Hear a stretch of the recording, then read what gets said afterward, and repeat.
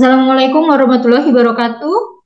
Waalaikumsalam Eh, warahmatullahi Selamat siang, karena ini udah siang kayaknya. Selamat siang buat kita semuanya dan wabarakatuh. Iya, sudah siap. buat kita. Hmm. Baiklah, sebelumnya saya mengucapkan terima kasih kepada Pasteur dan teman-teman perawat dokter bidan yang telah hadir mengikuti acara seminar ini. Di sini saya dimintain berbagi pengalaman, pengetahuan tentang bagaimana sih peran perawat itu dalam merawat bayi dengan ventilasi mekanik. Tadi Dokter Putri udah menjabarkan, memaparkan tentang materi tentang ventilator, pasien yang seperti apa yang harus menggunakan ventilator, dan ventilatornya modenya itu yang seperti apa, settingannya yang seperti apa. Nah, di sini saya mau berbagi tentang, oh kalau perawat itu perannya apa sih kalau pasien itu terpasang ventilator gitu. Apa aja sih yang harus dilakukan gitu. Apakah harus cuma ngikutin ingin omongannya dokternya atau kita bisa mengambil keputusan sendiri gitu. Nah, di sini nanti saya akan berbagi tentang itu. Next. Berikutnya. Nih ruas saya berikutnya. Nih. Nih, apa aja sih yang harus kita bahas nih? Yang pertama outline-nya itu pendahuluan, yang kedua peran perawat itu sendiri apa saja nanti, kemudian yang ketiga kesimpulan. Nih, perawat yang merawat pasien-pasien yang menggunakan ventilasi mekanik itu yang seperti apa sih? Apakah boleh nggak perawat yang baru, dia udah S1 atau S2, tapi dia nol pengalaman, belum pernah kerja, boleh nggak? Oh nggak boleh, dia harus punya pengalaman. Karena yang merawat pasien yang menggunakan ventilator itu harus perawatnya yang kompeten dan profesional dan punya pengalaman juga, gitu. Dia perawatnya itu harus mampu merespon kondisi bayinya itu. Kalau ada terjadi sesuatu pada pasien itu, dia cepat merespon. Oh ini ada masalah nih, seperti tadi kata Dokter Putri nih, resistensinya itu kan compliance-nya kan rendah, resistensinya berarti kecil gitu kan. Oh, ini kenapa sih kok bisa dapat hasil compliance-nya jelek? Nah, perawat itu harus cepat meresponnya dan dia bisa mengambil keputusan yang tepat gitu. Cepat. Jadi nggak main lama-lama gitu. Lapor dulu ke dokternya nggak ada gitu, ditunda-tunda sampai berjam-jam, itu nggak boleh. Jadi perawat itu harus kompeten dan profesional dan dia bisa ngambil keputusan tindakan apa sih yang harus diberikan ke si pasien itu sendiri kalau terjadi sesuatu. Kemudian komunikasinya harus bagus, komunikasi antar tim, baik ke dokter maupun tim kesehatan yang lain. Kalau kita komunikasinya nggak bagus, penyampaian informasi tentang kondisi pasiennya itu juga nggak bagus, nanti tata laksana yang didapat si pasien itu sendiri tidak tepat, sehingga nanti bisa membuat si pasien itu celaka gitu. Bayangkan kalau itu keponakan kita, anak kita, karena kita memberikan informasi yang tidak tepat dan bahasa kita yang nggak bagus, nggak sesuai, tata laksananya jadi nggak benar. Harusnya dia dirawat seminggu, tadinya dia harusnya bisa diekstub dalam seminggu, karena kita komunikasi penyampaiannya tidak tepat ke dokternya, sehingga dia bisa berakibat atelektasis lah, atau polutroma lah, atau pneumotorak lah gitu. Akhirnya terlambat, akhirnya dia dirawat bisa sampai berbulan-bulan. Gitu. Jadi kita harus mempunyai komunikasi yang bagus. Kemudian kita itu juga harus mampu menguasai alat dan apa namanya itu menangani troubleshooting pada alat-alat tersebut. Kita harus pahami alat-alat yang kita gunakan. Kayak tadi Ibu dari Pasar Rebo, bagaimana sih kita tahu apa namanya itu time konstantanya ya? Dari mana sih kita harus tahu ini? Oh ini didapatnya berapa? Karena kita dulu emang angka-angka. Oh berapa sih inspirasi time? Oh 0,25 sampai 0,35. Padahal kita bisa tahu dari ventilator sekarang kan canggih-canggih tuh. Dia udah punya monitor itu. Monitornya itu, tapi harus menggunakan flow sensor ya. Kita bisa menilai segala sesuatu hal apapun yang didapat sama pasien itu dari monitor si ventilator itu sendiri. Terus kemudian kalau umpamanya nanti si ventilatornya ada masalah nih, kita mampu apa menanganinya nih. Kalau umpamanya high tidal volume ini, apa sih yang terjadi nih? Low FO2 nih, kenapa sih ini terjadi? Apanya yang bermasalah? kita bisa menanganinya. Jadi nggak harus nunggu-nunggu tekniknya, atemnya baru bisa tertangani si alat tersebut. Next. Nah, apa aja sih peran perawat itu? Ini ada beberapa perannya itu. Kalau pasien terpasang ventilator, ventilatornya kita kuasain dan kita tahu mode-mode ventilator yang di situ, settingan ventilatornya kita juga harus tahu, harus paham apa yang harus dirubah. Nah, kalau pasien terintubasi, alat-alat resusitasi wajib kita siapkan. Lebih bagusnya katanya itu di samping tempat tidur si pasien. Tapi kalau umpamanya nggak bisa di samping tempat tidur si pasien, yang penting di ruangan itu, nggak jauh dari ruangan dari tempat tidur si pasiennya. Jadi kita harus siapkan. Kemudian ETT-nya harus kita uh, pertahankan. Jadi harus kita tahu harus fiksasinya dengan benar gitu. Kemudian handling dan positioningnya. Kemudian yang berikutnya penilaian jalan napas. Kita harus bisa menilai jalan napasnya si pasien itu ada obstruksi atau tidak. Kemudian troubleshooting yang tadi, kemudian ada pencegahan PAP dan support keluarga. Yang berikutnya dokumentasi. Next. Ini ventilator dan alat resusitasi yang kita bahas. Jadi kalau pasien itu terintubasi, terpasang ventilator, kita pada saat serah terima si pasien itu kita pada saat operan, kita harus berdiri di dekat pasiennya. Terus harus kita lihat tuh, jangan sampai kita operan itu, di anestesinya aja, ini pasien A terpasang ventilator, modenya pressure assist control atau volume garansi gitu. Tapi kita nggak ngelihat tuh, yang tercantum yang disetting di ventilatornya itu bener nggak sih? FO2-nya itu fraksi oksigennya itu di setting di ventilatornya itu 50%. Terus kita lihat lagi di catatannya nih, di porcatnya. Di ventilatornya tercantum 50, tapi di porcatnya 40 gitu. Nggak sinkron kan? Makanya itu harusnya kita pada saat serah terima pasien, kita berdiri di depan pasiennya dan di depan kita juga formulir porcatnya. Kita cek sama-sama, benar atau tidak gitu. Kemudian kalau pasiennya pada saat serah terima itu udah baru diintubasi, kita atur jangan lupa di ventilator sekarang itu kan udah canggih-canggih ya, udah bagus. Jadi di situ ada yang dicantumkan itu ventilator itu bisa dipakai buat neonatus, pediatrik sama dewasa ya. Jadi jangan lupa merubah si mode si pasiennya.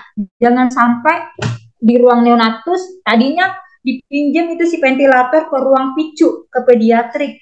Terus kita pada saat mau menggunakannya kita lupa merubah ke neonatus. Karena nanti penggunaannya berbeda, nanti salah jadinya. Jadi kita harus merubahnya. Kemudian masukkan nama pasien, ada ventilator tertentu bisa memasukkan nama pasien. Terus berat badannya, kenapa kita harus masukkan namanya? Karena kita bisa ventilator sekarang canggih kan, kita bisa ngelihat riwayatnya nanti. Terus berat badannya kita masukkan. Kenapa harus dimasukkan berat badannya? Karena nanti kita mau masukkan tidal volume-nya atau pressure-nya. Nanti kan ada high, ada di alarm limit, nanti kan ada kita pengaturan itu PAP-nya berapa, PAP-nya berapa gitu. Itu kita hitungkan berdasarkan dari berat badannya itu. Kemudian ETT-nya, nomor berapa sih yang dipakai atau kedalamannya berapa. Kemudian mode ventilatornya, dia menggunakan pressure assist control kah, ICMP kah, jangan sampai salah gitu. Jangan nanti kita catat nih, kadang-kadang nih di kami sendiri aja, kadang itu berubah di flowchart di catatan kita itu pressure assist control. Tiba-tiba kita lihat di ventilatornya sendiri, kok jadi ICMP? Kapan sih ini dirubah ini gitu? Jadinya kan nggak sesuai. Nanti penanganannya juga tiba-tiba kalau pasiennya tiba-tiba perburukan, ini siapa yang berubah? Jadi saling menyalahkan nantinya. Ini kemudian kita setting ventilatornya yang udah diorder sama dokternya. Ada RR, inspirasi pressure. Kalau dia volume garansi, tidal volume-nya, PEP. Inspirasi time ini tadi inspirasi time disesuaikan ya, kalau umpamanya awal-awal baru dia diintubasi, dia tergantung lagi klinis pasiennya dengan apa dia respiratory distress atau tidak. komplain parunya, nanti kita bisa dilihat di situnya. Kemudian atur alarm limitnya. Next. Kemudian ini, jadi kalau pasiennya udah terpasang ventilator, kita monitor mode dan settingnya. Ada yang berubah atau enggak? Secara kontinu ya. Kalau di flowchart itu kita dokumentasikan setiap jam.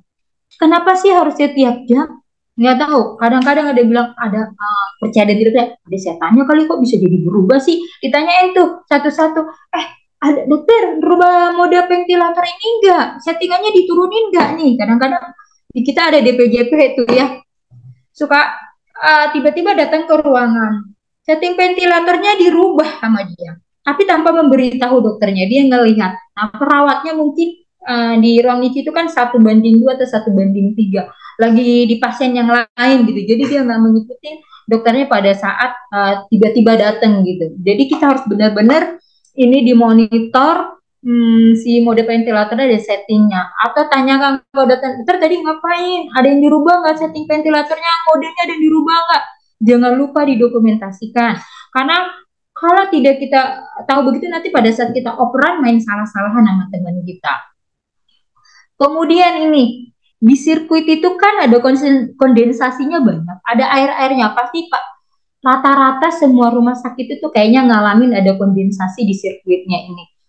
Ini harus kita perhatikan ini, jangan sampai banyak kondensasinya. Karena mempengaruhi settingan yang kita berikan. Kalau dia terlalu banyak air, berarti nanti kelembapan di parunya juga terlalu lembab, jelek. Kalau dia terlalu banyak air-air di sini, settingan yang kita kasih, pressure yang kita kasih, jadi dia nggak sesuai, nanti ada hambatan jadinya gitu. Jadi itu kalau bisa diperhatikan, jangan sampai ada air-air. Kalau bisa sih sirkuitnya yang baru. Di kita juga ada baru, kadang-kadang banyak kondensasinya. Kemudian ini kita cek ada kebocoran nggak di tubingnya. Kadang-kadang kalau di kami sekarang sih terakhir-terakhir itu kayak di RSCM itu menggunakan sirkuit yang baru. Kadang-kadang kami ada juga yang di steril ulang. Nah, kita harus benar-benar perhatikan tuh kalau tiba-tiba pasiennya desaturasi gitu. Terus alarmnya bunyi kan. Terus di ventilatornya juga bunyi-bunyi low tidal volume, low pressure gitu. Kita buru-buru cek tuh, atau jangan-jangan nih atau ada bocor nih, walaupun pada saat kita berikan sebelum kita berikan pasang ventilator ke si pasien, kita kalibrasi dulu kan. Udah kita kalibrasi, pas semua bagus gitu, nggak ada kebocoran gitu, bagus semuanya. Tapi setelah berjalannya waktu beberapa hari dipakai, kadang-kadang ada tuh kebocoran. Atau ini kan ada nih penampung airnya nih, pada saat kita buang airnya, kita untuk nutup jadinya ada kebocoran di situnya, atau ketekuk itu si sirkuitnya. Kan kita masukin ke dalam inkubator. Pada saat kita ngebuka inkubator, kita nutup lagi, kejepit dianya. Jadi kalau dia tiba-tiba desaturasi, dicek ini ada apa sih, kok bisa sih ini pasiennya tiba-tiba desaturasi, barusan aja belum 1 detik saya dari situ cakep-cakep aja gitu. Kemudian nih, pastikan alarm berfungsi dengan baik. Jadi alarm di ventilator itu pastikan berfungsi dengan baik, kita setting gitu, kita atur alarmnya yang di ventilatornya. Buat apa sih kok alarmnya harus berfungsi dengan baik gitu? Karena kita kadang-kadang kan ini pasiennya bukan cuma dia aja yang kita pegang, ada pasien berbuat. Itu alarm itu memberitahukan ke kita, oh ini high tidal volume gitu. Jangan sampai dia udah lama nih high tidal volume, ketinggian bisa pneumotorak dianya. Jadi kita harus buru-buru nyamperin ke si pasiennya. Jadi ventilator sekarang udah canggih-canggih, ngasih tahu ke kita kalau low, high dikasih tahu gitu. Jadi harus buru-buru. Jangan sampai diamin aja, cuma dimatiin doang alarmnya, ditekan, udah duduk lagi ke bangku yang udah disediakan. Padahal harusnya kita melihat ini kenapa sih low, kenapa sih high, apa sih yang terjadi ke si pasiennya gitu. Peran kita sebagai perawat di situ. Kita harus memperhatikan si pasien kita. Jangan sampai dia high tidal volume selama kita satu shift 8 jam, 8 jam, kita diamin aja. Nanti pada saat ke, halo masih kresek-kresek nggak? Katanya suara saya kresek-kresek nih. Mas Juanda, suara saya kresek-kresek nggak? Oh, di suara saya bagus, baiklah. Kita lanjut ya. Katanya suara serak-serak. Nah, jadi selama satu shift kita itu tidal volumenya itu tinggi, kita diamnya cuma dimatikan alarmnya saja, padahal si ventilatornya udah ngasih tahu. Nanti ke berikutnya ke shift, pokoknya shift pagi tuh, ke shift berikutnya ke dinas sore terjadilah dia pneumotorak gitu. Kan repot ya.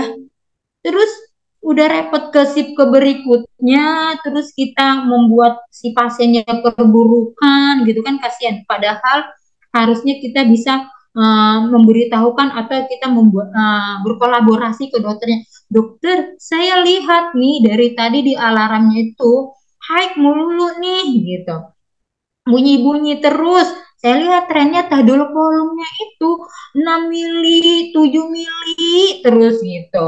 Terus udah itu saya lihat pengembangan parunya itu terlalu over loh dok, terlalu berlebihan. Ini nggak perlu diturunin kah gitu. Pressure-nya atau tidal volumenya yang kita setting itu tadinya 5 mili per kilo jadi 4,5 atau 4 gitu. Kalau umpamanya takut, kalau di tempat ruangannya masing-masing, di rumah sakitnya masing-masing ada alat AGD, di AGD gitu, biar cepat tertangani itu pasien, jangan kelamaan gitu.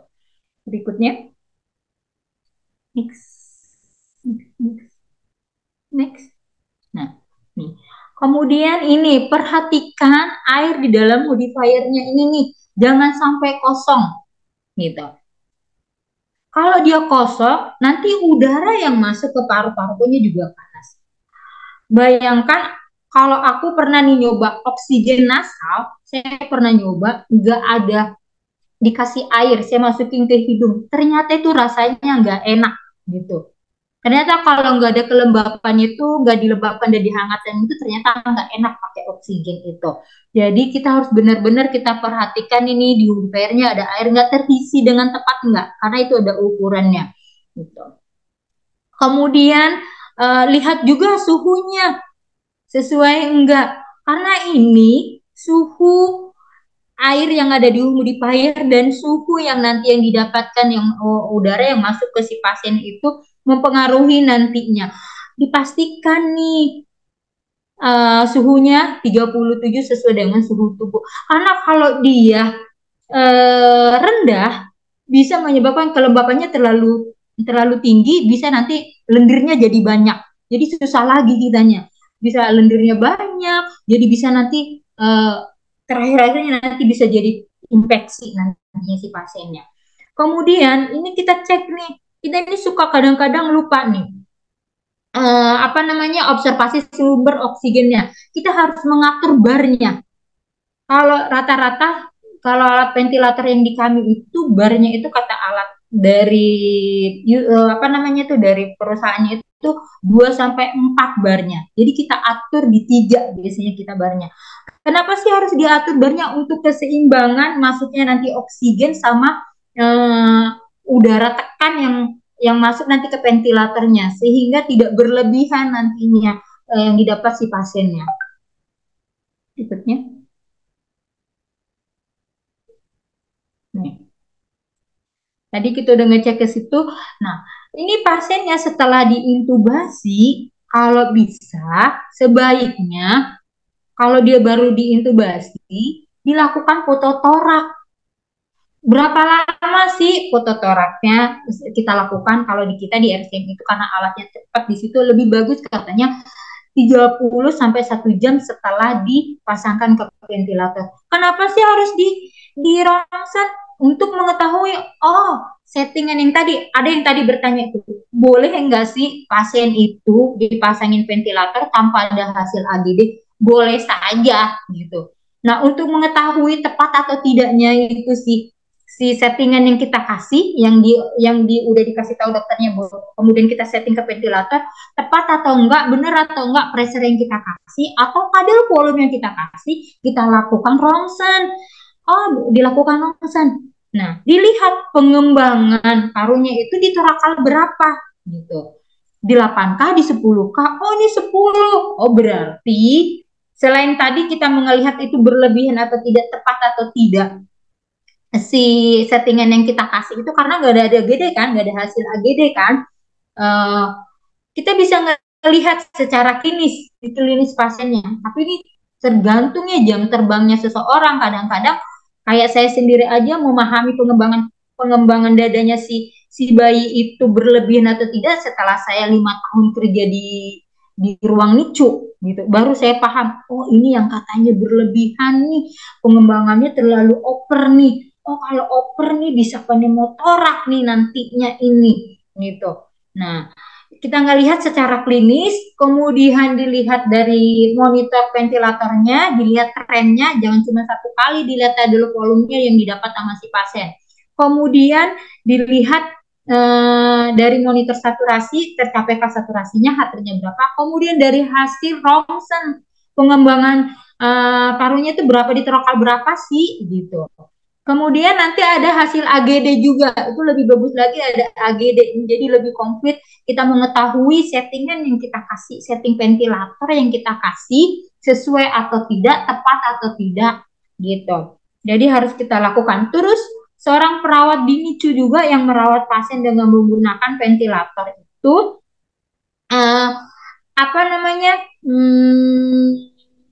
dia harus paham nih, oh kalau di torakal sekian, oh ini tindakannya apa gitu. Dia mampu, apa sih yang harus dirubah dari sini gitu, dari settingannya itu. Walaupun kayak kita di rumah sakit itu kan ada dokternya yang lebih punya berhak untuk menentukan setting ventilator itu kan, secara legal aspeknya kan dokter. Tapi kita seorang perawat harus memahami dan mengetahui. Kalau kita nggak tahu, makanya kita belajar ini kan tentang ikutin seminar ini. Kenapa kita harus tahu? Biar cepat gitu. Kalau umpamanya kayak di swasta, kadang-kadang kan yang jaga dokter umum ya kalau nggak salah.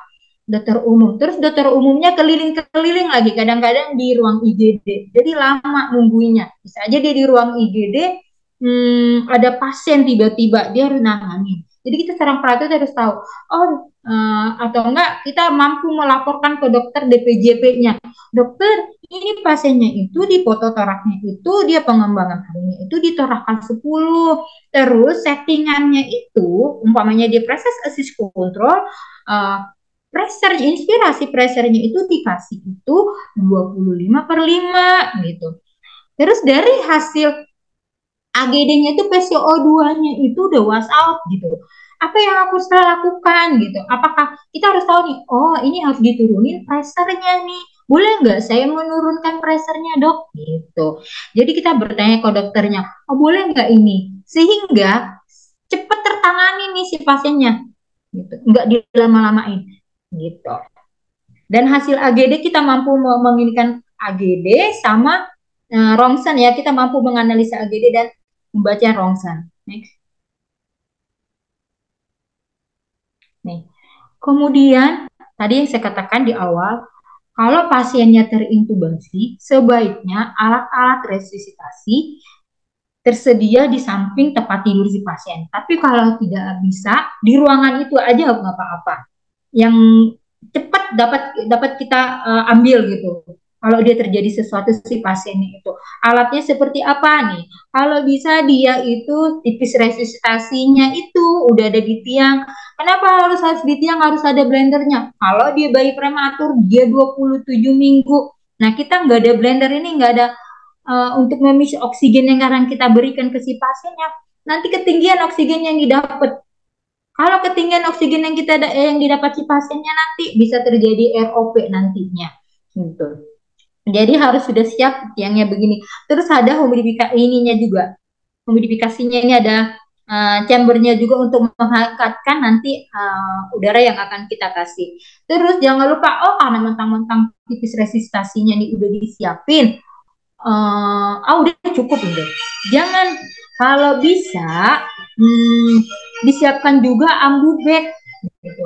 Karena kita nggak tahu nih, walaupun udah dikalibrasi ini alat atau kita udah cek setiap hari alatnya, bisa aja error gitu. Jadi harus tetap AmbuBex kita siapkan. Kemudian ada PEP-nya juga. Nih, harus disiapkan ini alat PEP-nya nih. Ada nih alat ini PEP-nya ada, bisa kita beli yang PIP-nya 5, 6 sama 8. Kemudian ini ETT-nya juga kita sediakan, laringoskopnya, blade-nya. Kemudian ini pasien yang terpasang ventilator sebaiknya itu dipasang closed suction. Kenapa saya harus pakai closed suction? Biar nanti kalau kita open suction, kalau kita open suction kan harus berdua. Ada yang satu mendiskoneksi si sirkuitnya dari ETT, kemudian yang satunya lagi megang kateter suctionnya tetap dijaga tetap steril. Nah, kadang-kadang kita kan kalau jaga itu minum ya, pasiennya banyak, tapi perawatnya sedikit gitu. Jadi lebih bagusnya lagi dipasang closed suction. Salah satunya itu menghindari pada saat kita melakukan suction tidak steril. Next. Yang berikutnya peran perawat itu untuk menjaga ETT. ETT ini harus kalau di kami itu ada Proprinawati, pasti semua pada tahu. Kalau pasien sampai terekstubasi, katanya kalau di luar negeri itu dia kena sanksi nih kalau pasien yang kita rawat itu sampai terekstubasi. Kenapa sih kok bisa terekstubasi? Perawatnya ngapain aja? Padahal udah dikasih bangku di dekat tempat tidur pasien, kok masih nggak bisa dijaga. Jadi pada saat operan yang tadi, kita selain ngelihat settingan ventilator yang isi pasiennya itu kita sesuaikan dengan proses, kita juga lihat juga pasiennya. Oh, ini pasien A terintubasi, ETT-nya nomor 3,5, kedalamannya itu di bibir itu umpamanya 8 atau 9. Kita samperin tuh, kita lihat nih, bener nggak sih di sini ini, di bibir ini, di ujung ini 7 gitu, 8 atau 9. Selain yang tadi di proses kita catat. Terus kita nih yakin nih fiksasi ETT-nya tuh bener bagus gitu. Kadang-kadang kan ada pasien tuh lendirnya banyak, karena kita harus merubah-rubah posisi si pasien, nggak mungkin kan supine terus kan si pasiennya telentang terus, kita buat kan harus ada dimiringin quarter prone atau miring kanan miring kiri kan. Bisa aja nih kalau lendirnya banyak sampai di ETT-nya di fiksasi plesternya ini basah kan, sehingga kalau basah mudah terlepas. Nanti kalau plesternya terlepas, bisa kemungkinan besar bisa terekstubasi si pasiennya gitu. Jadi kita harus yakinkan pada saat kita operan, kita lihat ini fiksasi ETT-nya ini, plesternya itu masih kuat atau tidak, masih bagus atau tidak. Jangan sampai kita nggak operan, nggak kita lihat itu pasiennya. Bayi ini diintubasi ya, ETT-nya nomor 3,5, kedalamannya 8, ya bla bla bla. Oh, lendirnya banyak gitu. Tapi nggak dilihat tuh bener atau enggak. Ternyata beberapa menit kemudian, 5 menit kemudian, tiba-tiba dia desaturasi gitu. Desaturasi, pasien si A desaturasi, si pasien si B juga terintubasi, desaturasi juga, terekstub gitu. Repot kan jadinya. Jadi bingung yang mana dulu yang harus ditanganin, yang mana dulu yang harus dipegang nih, yang ini dulu nggak yang ditolong, terus teman yang satunya lagi repot juga ke pasiennya gitu. Jadi itu gunanya kita tuh pada saat operan harus di dekat si pasien, benar-benar kita lihat fiksasi ETT-nya benar atau enggak, kuat atau tidak. Kemudian jangan lupa catat nomor ETT-nya. Nomor ETT-nya berapa sih? Kenapa harus dicatat? Kalau seumpamanya nih dia mau di ekstub, nanti tiba-tiba dia udah di ekstub beberapa jam nggak kuat. Oh, dia tadi sebelumnya itu menggunakan ETT nomor berapa sih gitu. Jadi kita tahu, oh sebelumnya itu ETT-nya nomor 3,5. Tapi agak susah tuh, udah odem tuh, larinya tuh sempit. Jadi tahu sih yang harus ETT yang harus kita siapkan. Terus kedalamannya juga berapa gitu. Jadi kita harus tahu di catatan flowchartnya kita catat kedalamannya 8. Pada saat operan kita cek lagi, oh benar atau tidak 8. Atau jangan-jangan udah di 5 yang tadi terekstup. Observasi batas ETT, fiksasi, dan posisi ETT-nya. Posisinya itu ada juga harus kita catat dan kita lihat, oh ini tadinya di sebelah kanan atau di sebelah kiri. Kenapa di sebelah kiri? Ada masalah atau tidak gitu. Oh tidak, cuman biar dia nggak lecet aja di sebelah sininya gitu. Kemudian atur posisi bayi senyaman mungkin. Nih, posisi ETT-nya tapi tidak mengganggu, dia nyaman kayak gini nih. Enak kan kalau dilihat nih pasiennya posisinya begini, dia tidur enak sehingga energinya dia kesimpan gitu, enggak kemana-mana, tangannya di posisinya begini gitu, jadi nggak enak, energinya itu kepake bukan untuk buat dia tumbuh, malah nanti buat mempertahankan, oh biar dia berusaha untuk biar mencari kenyamanannya gitu. Nih tadi kalau di yang sebelumnya itu kita dilakukan rongsen untuk melihat pengembangan paruhnya itu di torakal berapa, kalau di ETT di rongsen itu kita untuk melihat, oh ETT-nya itu udah tepat atau tidak masuknya gitu. Jadi di torakal berapa sih, di dua atau di tiga atau tidak, atau di satu. Oh pantesan aja nih pengembangannya dadanya itu nggak bagus, ternyata dia ngegantung, dia cuma di terakal satu. Nah itu gunanya untuk dilakukan mengevaluasi foto torak.